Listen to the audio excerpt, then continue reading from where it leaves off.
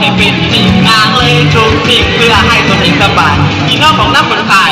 ตัวอยู่บ้านนำบอดแล้วสิว่านักสอนที่เป็นคนไทยโอกาสนักคนก็ดีใจเพื่อนก็ตั้งใจเพื่อให้ลูกค้าหลายคนก็ถึงใจเล่นแล้วจะเป็นยังไงติดตามในตอนต่อไปถ้าพอมาถึงใจเราจะฟังจะจอย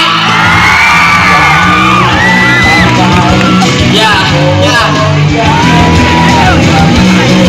เอาเถอะ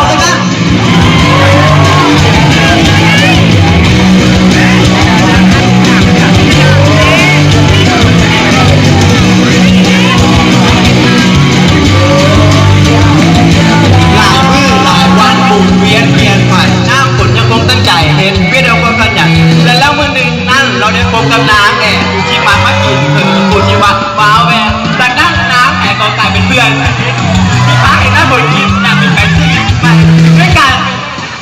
นไปเที่ยวพัวพันท่องเที่ยวกันที่ไปหลายคนจนมาวันหนึ่งหน้าฝนสาวน้อยหน้าความกระเท้าต้อยโดนที่บ้าน